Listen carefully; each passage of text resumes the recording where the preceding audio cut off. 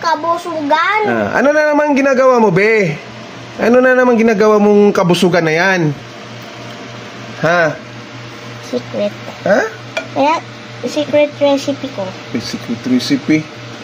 Marunong ka pang na secret ka pang nalalaman. Yan, nagla-lights na. Patay mo yan, sige, ganyan lang. So, si Makad, ayaw magutom. Yan, oh. Bagong gupit pa yan, oh. Ayaw magutuman. So, meron siyang ginawang recipe. So, may dala siyang star margarine or butter.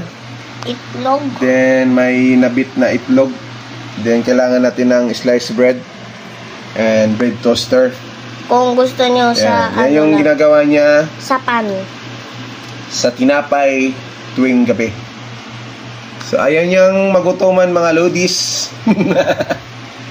Grabe naman tong bata na to. Hindi pa nga tapos lang nga kumain. Hindi nga ako kumain kanina eh. Sigurado ka hindi ka kumain? Oo. Sigurado? Kakaninang hapon lang. Hapon. Pero hindi ngayon, hindi ka kanina. Kumain ka. Hindi ba mong sabihin hindi ka kumain? Anong ulam mo kanina? Wala. Ikaw pa kumakain na ng wala? Oo. Ha? Paano mo kainin ng wala? Sabaw lang. Sabaw ng? Itlog. Sabaw ng itlog? Ayos ka. Nawala na yung lights. Hindi pa rin. Hindi pa. Isang lights pa uli.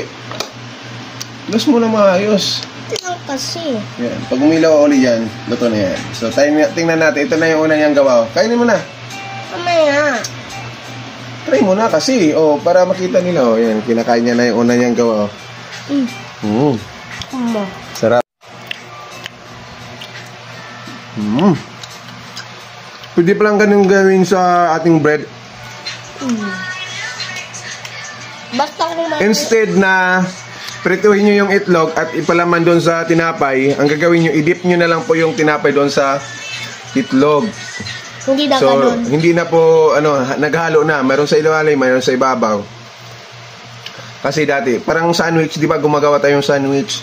Kailangan yung itlog na prito, saka ilagay doon sa, ipalaman doon sa bread. So ngayon, ginawa ni Alamakad, mayroon siyang nanbinto. Meron na siya nang naluto. So, kunyari, ang dito yung itlog sa gitna, tapos igaganyo, tapos kakainin. Yan yung, hindi na ganon. Ngayon, ginagawa niya, ididip niya tong... Wag mo